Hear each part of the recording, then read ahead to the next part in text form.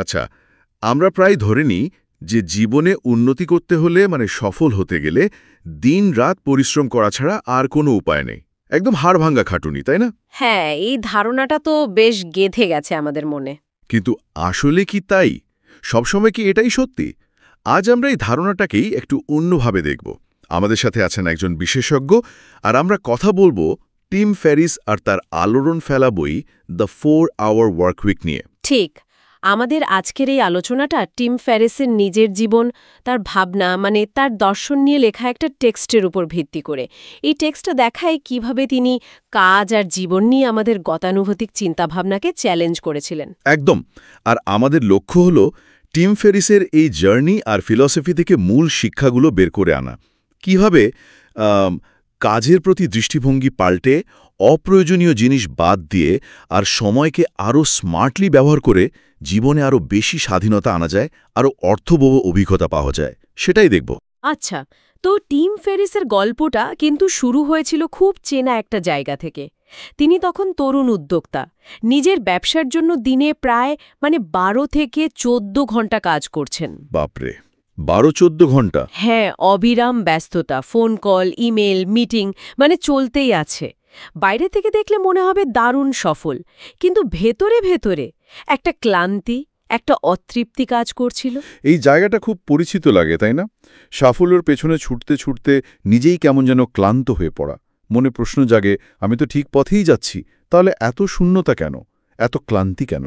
ঠিক এই অনুভূতি থেকেই তার মধ্যে একটা গভীর উপলব্ধি আসে। তিনি নিজেকে প্রশ্ন করতে শুরু করেন, আচ্ছা, স্বপ্ন পূরণ করতে কি সত্যিই এত খাটতে হবে, এত কিছু বাদ দিতে হবে? তিনি বুঝতে পারলেন, হয়তো না। আমাদের টেক্সটায় তার একটা খুব বিখ্যাত উক্তি আছে, you don't need to work 9 to 5 to live your dream. স্বপ্ন পূরণের জন্য ওই সকাল 9টা বিকেল 5টার বাধাধরা গণ্ডিতে আটকে থাকার দরকার নেই। বাহ, শুনতে তো বেশ বিপ্লবী হচ্ছে, কিন্তু এটা বাস্তবে করলেন কিভাবে? উপলব্ধি তো হলো তারপর? এখানেই আসল কাজটা শুরু। তিনি ঠিক করলেন আগে বুঝতে হবে সময়টা যাচ্ছে কোথায়। তাই তিনি নিজের প্রতিটা কাজের একদম পুঙ্খানুপুঙ্খ হিসাব রাখতে শুরু করলেন।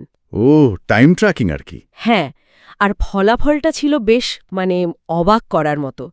তিনি দেখলেন দিনের বিরাট একটা অংশ চলে যাচ্ছে এমন সব কাজে যা তার আসল লক্ষ্যের দিকে এক পাও এগোতে সাহায্য করছে না। যেমন? ঠিক কী ধরনের কাজ এগুলো? এই ধরুন, ঘন ঘন ইমেল চেক করা, একটু পরপর সোশ্যাল মিডিয়া দেখা, এমন ফোন কল বা মিটিং যেগুলো আসলে সেভাবে কোনো কাজে আসছে না। এই ছোট ছোট সময় চোরগুলো মিলেই দিনের অনেকটা খেয়ে ফেলছিল। এটা তো আমাদের প্রায় সবার গল্প। আমরা হয়তো খেয়ালই করি না কতটা সময় চলে যায় এই আপাত ব্যস্ততায়। ঠিক, আর এখান থেকেই টিম ফেরিস তার প্রথম নীতিটা প্রয়োগ করলেন, এলিমিনেট দি আননেসেসারি, অপ্রয়োজনীয় যা কিছু ছেঁটে ফেলো। যে কাজগুলো লক্ষ্যের দিকে নিচ্ছে না বা খুব কম ভ্যালু অ্যাড করছে সেগুলো বাদ, একদম নির্মমভাবে। এটা করতে গিয়ে তো তিনি ওই বিখ্যাত কথাটা বলেছিলেন যে being busy is a form of laziness, ব্যস্ত থাকাটা এক ধরনের অলসতা। কথাটা প্রথম শুনলে একটু ধাক্কা লাগে কিন্তু। হ্যাঁ, লাগে তো। ব্যস্ততা আর অলসতা পুরো উল্টো মনে হয়, কিন্তু উনি বোঝাতে চেয়েছেন অনেক সময় আমরা আসল কঠিন কাজটা এড়ানোর জন্য নিজেকে ছোট ছোট অগুরুত্বপূর্ণ কাজে ব্যস্ত রাখি। এটা আসলে কি বলে, এক ধরনের পালানোর রাস্তা। ও আচ্ছা, প্রোডাক্টিভ না হয়ে শুধু অ্যাক্টিভ থাকা। একদম। এই অ্যাক্টিভ থাকা আর প্রোডাক্টিভ হওয়ার মধ্যে উনি একটা স্পষ্ট দাগ টেনেছেন। শুধু ব্যস্ত থাকা মানেই যে কাজের কাজ কিছু হচ্ছে তা তো নয়। বুঝলাম। তাহলে ফোকাসটা হওয়া উচিত ফলাফলে, কাজের পরিমাণে নয়। কিন্তু অপ্রয়োজনীয় সব বাদ দেবার পরেও তো বেশ কিছু জরুরি কাজ থাকে, সেগুলোর কি হবে?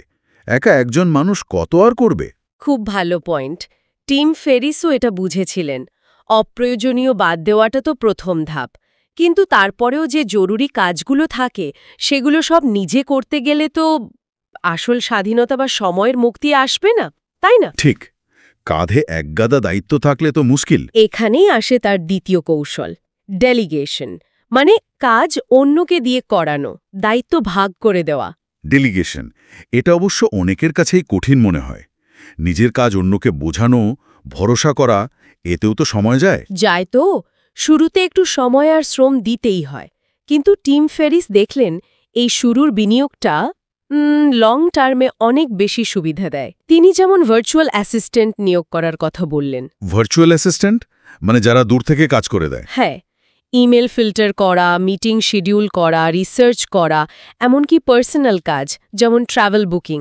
শুরুতে হয়তো একটু বুঝে দিতে হবে, কিন্তু একবার তারা শিখে গেলে আপনার অনেক সময় বেঁচে যায়। এর পেছনের আইডিয়াটা কি শুধু নিজের কাজের বোঝা কমানো? শুধু বোঝা কমানো নয়, বরং নিজের এনার্জি আর মনোযোগটা সবচেয়ে জরুরি আর ফলদায়ক কাজে লাগানো। তার কথাটা পরিষ্কার, focus on being productive, not busy.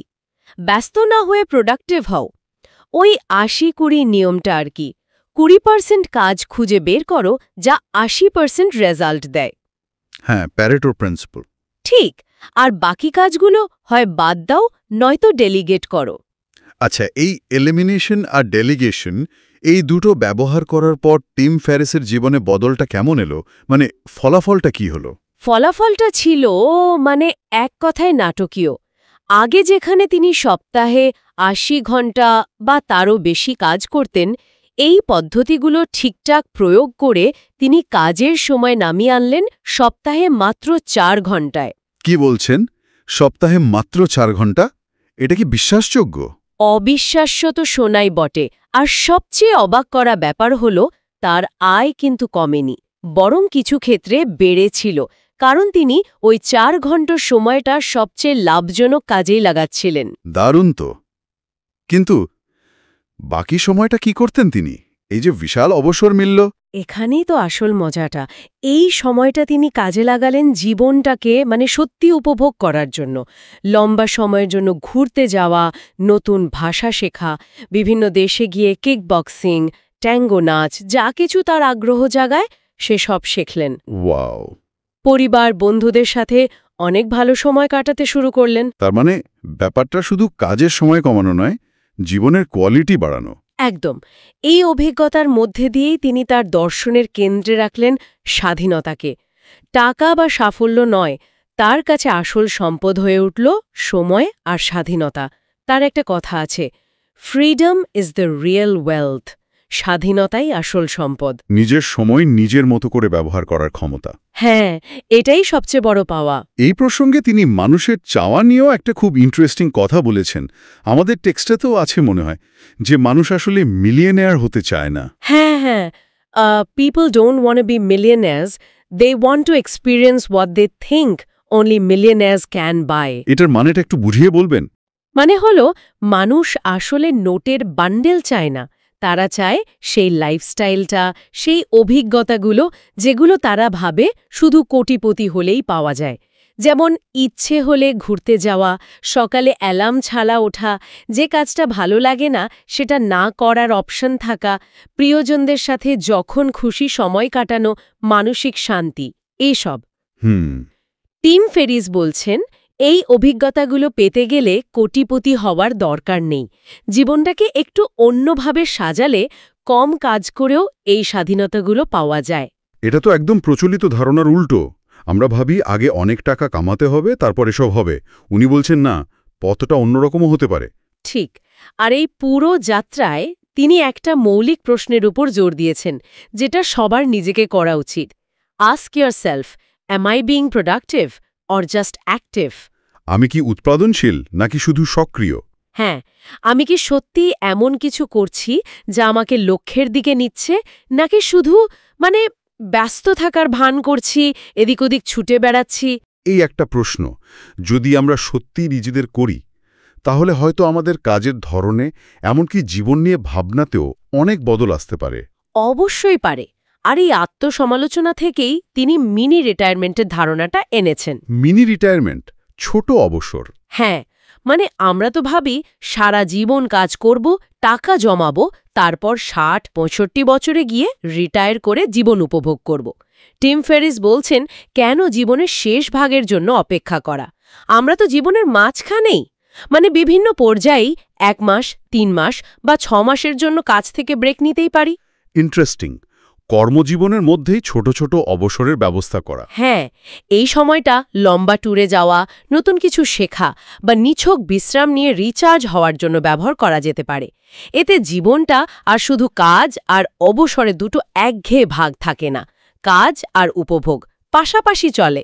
এটা জীবনটাকে অনেক বেশি রঙিন করে তোলে। ঠিক, আর এটা জীবনের লক্ষ্য ঠিক করার ধারণাকেও একটু চ্যালেঞ্জ করে, তাই না? হ্যাঁ, সেটাই ভাবছিলাম। টিম ফেরিস মনে করেন আমরা লক্ষ্য ঠিক করার উপর এত জোর দিই যে জার্নিটা এনজয় করতে ভুলে যাই।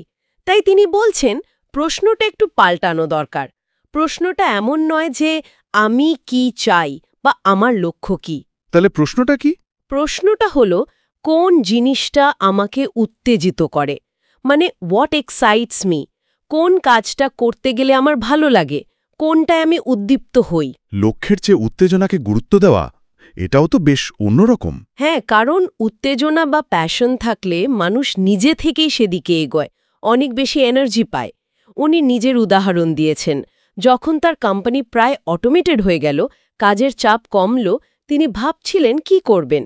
তখন ঠিক করলেন ট্যাঙ্গো নাচ শিখবেন। এর জন্য কয়েক মাস আর্জেন্টিনায় চলে গিয়েছিলেন। সেখানে নাচের ক্লাসে যাওয়া, স্থানীয়দের সাথে মেশা, তখন তার মনে হয়েছিল দিস ইজ রিয়েল লাইফ। এই তো জীবন, শুধু ডেস্কে বসে থাকা নয়। তার মানে জীবনটাকে শুধু একটা দৌড় হিসেবে না দেখে পুরো জার্নিটাকেই উপভোগ করা, নিজের জীবনের ডিজাইনটা নিজের হাতে করা। মালিক হওয়া। কাজ জীবনের একটা অংশ, কিন্তু কাজই পুরো জীবন নয়।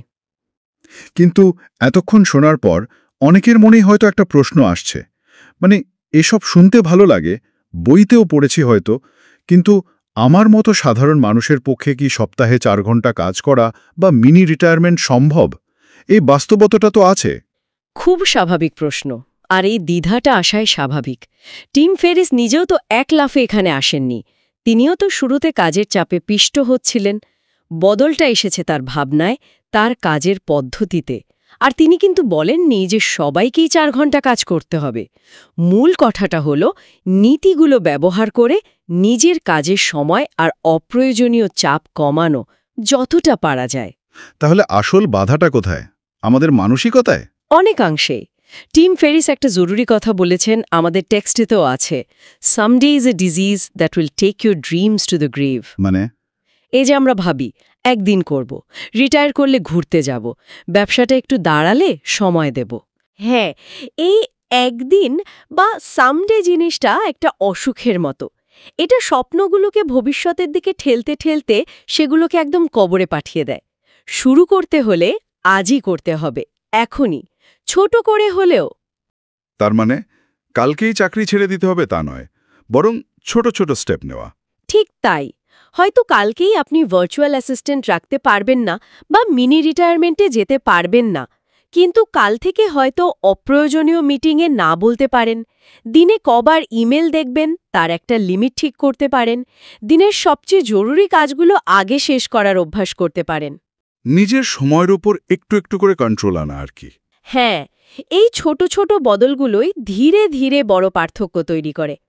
আর পুরোটার পেছনে দর্শনটা হলো জীবনটাকে সহজ করা, জটিলতা কমানো। একদম। টিম ফেরিসের একটা সোজাসাপটা কথা আছে, life doesn't have to be so damn hard. জীবনটাকে এত কঠিন, এত জটিল করার কোনো দরকার নেই। আমরা অনেক সময় নিজেরাই চাপ, প্রত্যাশা, ব্যস্ততা দিয়ে জীবনটাকে ভারী করে ফেলি।